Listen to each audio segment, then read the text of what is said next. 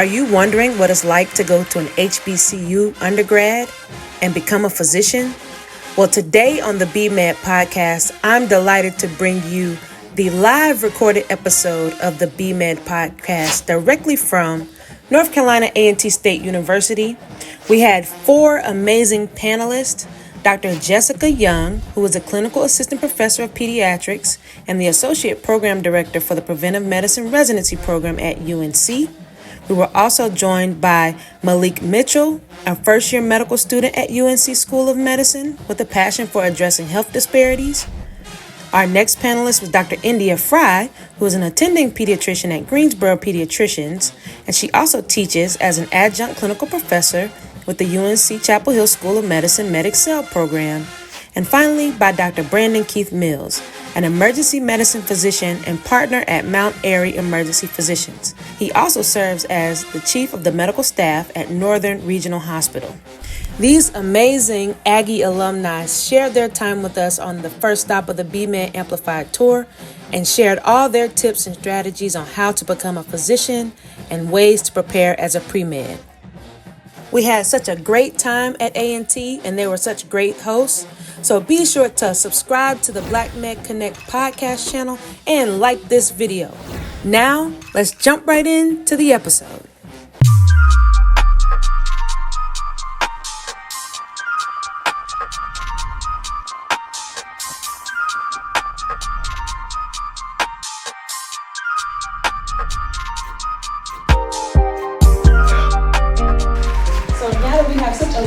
People up here with us at the panel, we're going to get started. So we got a lot of great questions from the audience when you guys RSVP, so we're going to ask some of those questions today.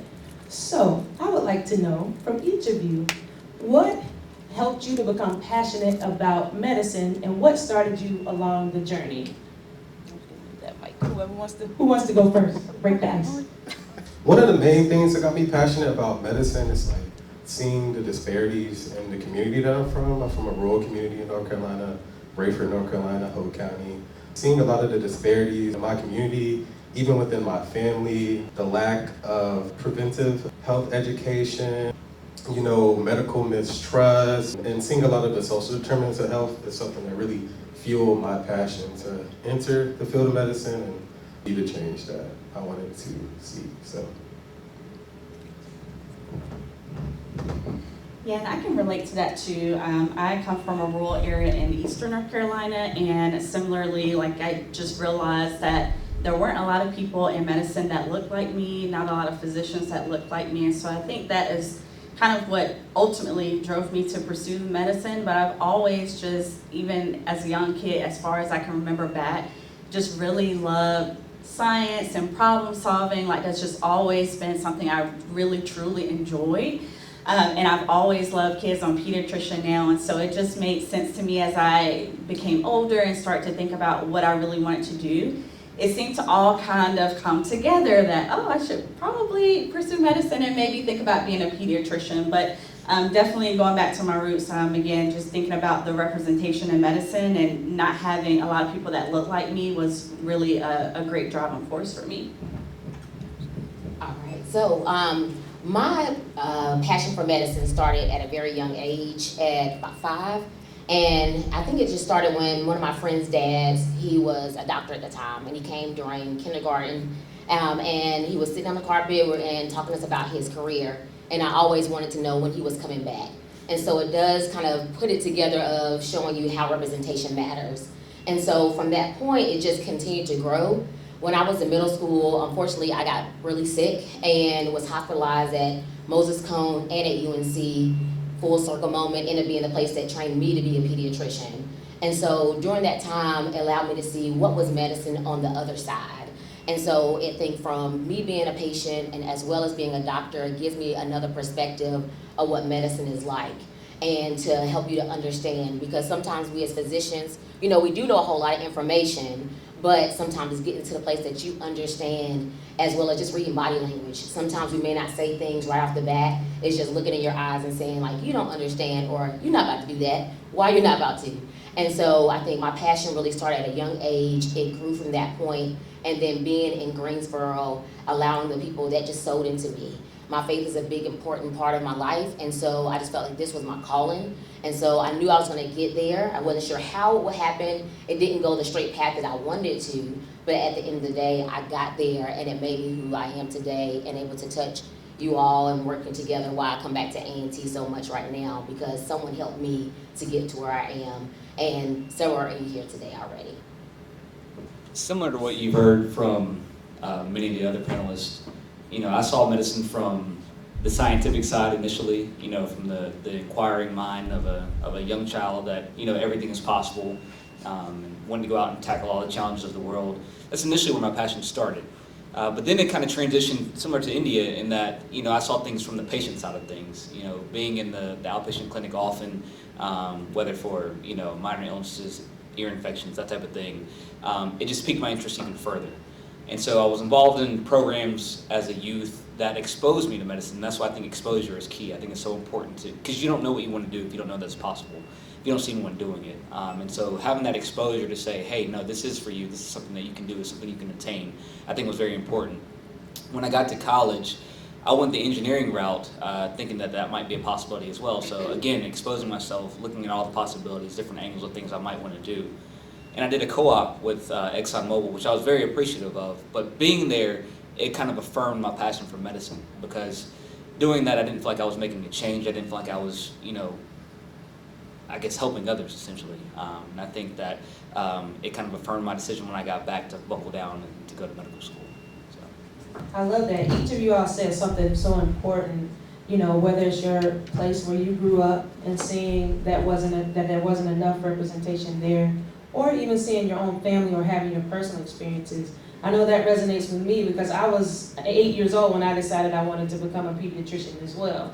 And so mine was because I was a premature baby and I had asthma, right? So it's always a good thing to think about, how does your personal story reflect in why you do what you want to do in life. So thank you all for sharing. So what made you decide on A&T? Because first I'm gonna say I'm a rattler. Florida A&M University. I know I'm the only one up here. I'm feeling a little outnumbered. But what made you decide on A&T as you decided you were going to pursue medicine? So I have a long family history, as most people who go to A&T do, of family, aunts, uncles, parents even that went to A&T. Also, I'm telling you guys something that I'm sure you're already aware of, that we've got the #1 engineering school in the country as far as I'm concerned, but certainly for Black students, there's no doubt about it. And so I had someone when I was here, when I went to a career fair, that said, you made the best decision you could have ever made. And I said, well, I know that, but why are you telling me that? And, and their response was, when we come here and we're looking for, when we go recruiting period and we're looking for an engineer, we come here. We don't go to NC State looking for a Black engineer. We don't go to ECU looking for a Black engineer. We come to A&T. And so if you want to start yourself out on the best foot, this is the place to be. And so it was a decision that, my parents helped encourage, but it's one of the best decisions that I ever could have made in my life. So similar to Brandon, I do have a strong legacy of A&T. My grandparents, my uncle went here. And I'm from Greensboro, but I didn't want that to be the only reason why I wanted to go to A&T. I grew up in about backyard, A&T's farm. I could look over there. One time the cows did get out. But during that time, I think the key moments for me were in high school. I went to Dudley, James Benson Dudley Senior High School, and in that time period, I was able to do a summer program, the Summer Transportation Institute. And I didn't want to do transportation, but my sisters that did it, I wanted to experience those things. And at that time, going to an HBCU wasn't really the creme de la creme, things like that. I love A&T, so I would never talk bad about it. It was just, that's what some people would say. They would say, go to these other schools that were out here. And so during that time, I went to the summer program and talked to one of the Aggies. I remember her name was Dion. And as Aggies would do, we're going to tell you, we're going to debunk those myths that you hear that was out there. And so I went to Dudley. I was in early college. And so in my senior year of high school, I ended up going to A&T my senior year. You can choose any school. I said, let me come to A&T. My whole purpose was, can I see myself here for the next 4 years? And so during that time, the professors didn't even act like I was a high school student. I came to their office, Dr. White, Dr. Kalisha Petty, Dr. Rory, Dr. Goins, all that, sat in this whole auditorium right here. And during that time, they really kind of took me in. Answered all the questions that I had during that time. So it felt like a family, the nurturing environment that I needed. And so going through that time period of transitioning from high school to coming here and then praying about it, I felt like this was where I was called to be.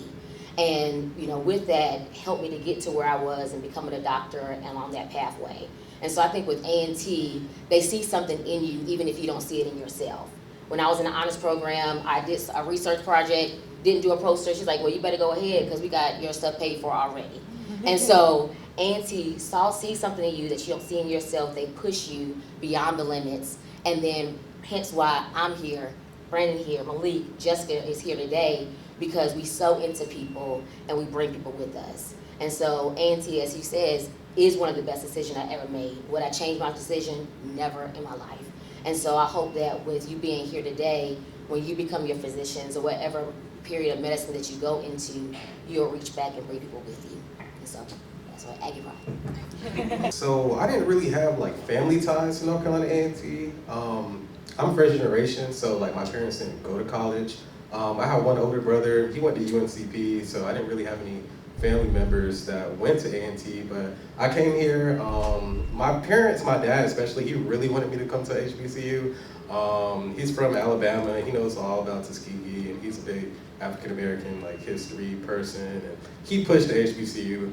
And so I got invited here for Scholars Day, I think that's what it was called. I don't know if they still do that or not. And it just felt like the place for me. It felt like family oriented. I remember talking to Dr. White, and it just felt like a family. It felt like a place where I could thrive at, and that would pour into me.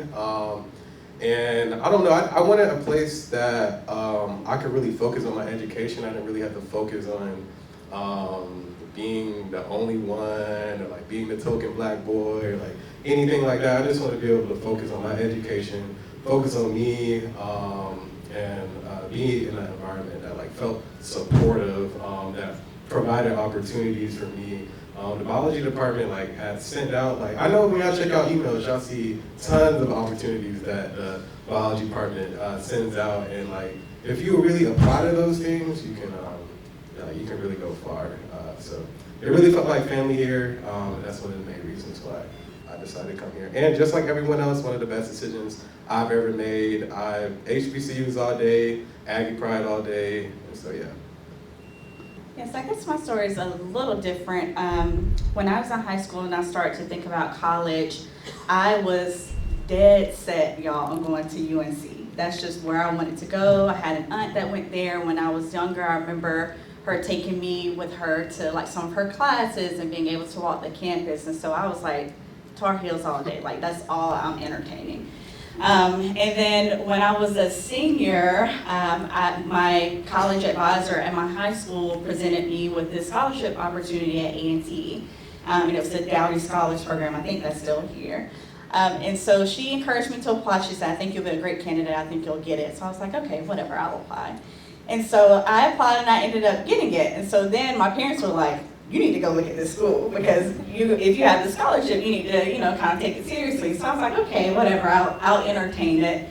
And so I came here to visit. It was, I think, April before I came here that fall. And as soon as I got here, it was just a feeling I couldn't describe. It was like I just knew I belonged here. I knew this is where I needed to be. And so I completely changed my decision that day. I remember texting some of my friends on the way home, and it was like, yeah, I'm going to A&T. Like, it's done. I'm going to A&T. Because I just knew when I got here, like this feeling of warmth. It felt like a family environment. It just felt so supportive. And I could just, like Endya said, I could just see myself here for those 4 years. And so I changed my mind. I mentioned I had an aunt that went to UNC. I also had an uncle who was her brother that went to A&T. So he was thrilled and over the moon because he had actually been trying to, like all Aggies do, he had been trying to get me to come here, and I was, really not entertaining it. But when I came here, I just knew that it was where I needed to be. And like everybody else has said, it was literally one of the best decisions I could have made for myself. And in retrospect, like looking back of my time here, like thinking about all the amazing people I was able to meet and all the things I was able to do and still pursue my dreams, kind of like what Endya mentioned, you kind of hear things about HBCUs, or people might say certain things, and that's just not true. Like, you can be so successful coming out of an HBCU, and so I'm so glad that I made that last minute decision to come to A&T. Aggie Frye. I love that. So, each of you all talked about the family environment here, and I think that's such a unspoken thing that everyone else doesn't know in the world, but we know. And when you think about how you transition from your undergrad time to medical school and beyond, I'd like you to speak on how you made the transition, and I also want you to take a little bit of time to speak on any challenges you may have faced during your time at A&T and as you pursued medical school. So I might need you to remind me of your other questions, All but right. I'll answer your first. Yeah, I think for me, I really relied on my friends. Like, Endya and I have been very close since I came to A&T, and when I was applying to medical school, like, I remember bothering her all the time and just like asking her, like, hey, what do you think about this? Should I do this? Can you read my personal statement? Can you give me some advice about this? And she was always willing to help me. And, other people too who had gone before me and kind of walked the path that I was trying to walk were just very gracious with their time and ready to mentor me. And I am so appreciative of that until this day. And so I think it was really leaning on others who, like Endya said, can really pull you with them along the way, and really just taking that knowledge that they had learned and applying it to my journey to hopefully better my chances of getting to where I needed to be. And of course it was, a sacrifice. I remember being in undergrad and studying for the MCAT, and I was over it. I was so over it, because I was like, I really want to be like with my friends and hanging out with my line sisters and, doing other things. Like, I felt like I was a really good student and always serious about my work, and I just felt like that was one more thing that I had to be so serious about and carve out this time to be committed to. But looking back, it was what I needed to do to get to where I needed to be. So it wasn't an easy walk, but it was definitely rewarding for sure. And then I think your other question was about challenges. Any challenges you faced while you were here? Yeah. Or difficulties? While I was here, in relation to like specifically going to medical school, Or in life, it's okay. I guess for me, and this might be something you might ask about later, we might talk about, but it was just this feeling of, can I do it? And so some people refer to that as imposter syndrome. And so just really wondering, even though I feel like this is what God put in my heart to do, and this is the path that I'm supposed to be on, is this really what I'm going to be able to do? Will I really be able to succeed? I was very worried. I was very scared. And leaving such a supportive family environment at A&T and going to a very different environment, I was just very worried of what that would look like. Again, thankfully I had people that were supportive of me and helped me along the way, but I think just getting in my own way sometimes was probably my biggest challenge. So for me, one of the biggest challenges when I was at A&T was the MCAT. So I took the MCAT twice. And the first time I took it, I didn't do as good as I wanted to do. I was really down about that, honestly. And I was like, similar to Dr. Young, I was kind of like in this phase of like imposter syndrome, like questioning if I could become a doctor, like if I was smart enough, and like all this stuff. But then I was like, okay, this is just one test, this one day that I took this test, like doesn't define how like smart I am or like my capability. And so I was like, okay, when I retake this test, I'm gonna switch some things up, and I'm going to do better. And so I like studied for it again. I think about 2 years later, I think, or a year later. A year later, I studied for it again while I was in grad school, like the summer. I studied like during the school year, studied during that whole summer, took it, raised my score by kind of a lot, and then I reapplied to medical school. And so anytime you're feeling like you can't do it or it's hard, even if you hit a bump in the road, don't think you can't do it. You're just gonna have to think about how you can overcome it or how you can get through it. Because you can do it even if there's a bump on your road or like a blemish on your application, you can overcome that and achieve your dreams of becoming a doctor. So for me, like that was one of the biggest things, biggest hurdles in my transition and journey to medical school. What was the other question? That was it. You answered both. I think my biggest hurdle was going against my expectations. I'm one that's very much a planner. We're going to do X, Y, and Z, whether that's with school or life or things like that. And then you go see summer programs, it's like everything's a journey, everybody has their own plan. And I was like, my own plan is my own plan. I remember applying to med school, and at my time for UNC was my med school that I wanted to go into.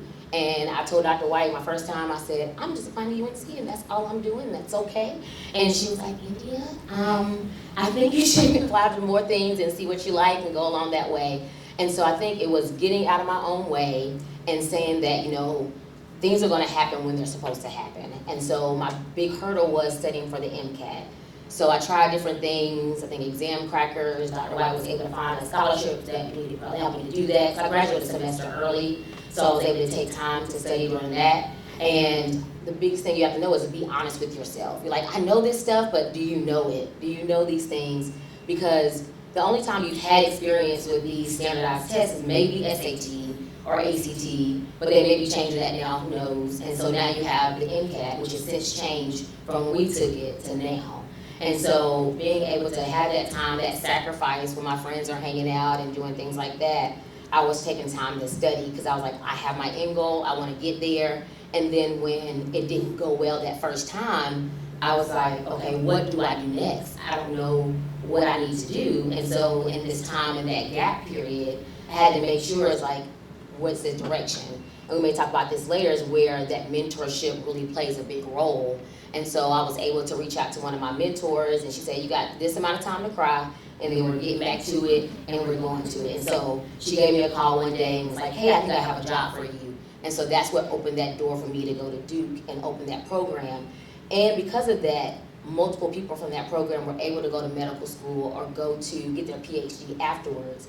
And so even though it felt like a big hurdle for me, it opened up other doors for other people.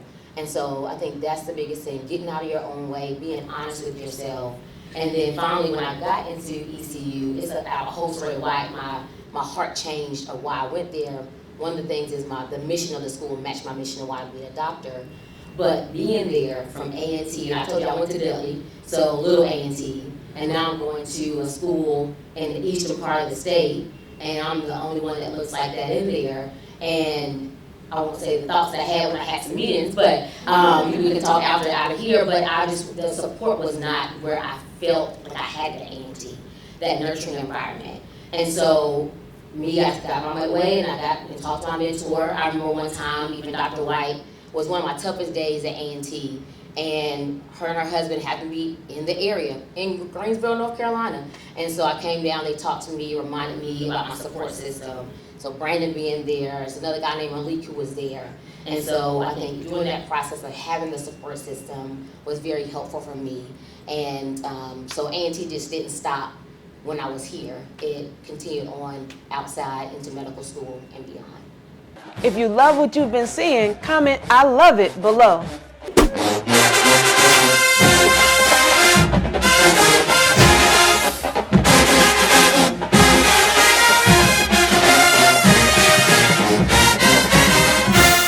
Tag a friend below if they can benefit from the information we've been sharing.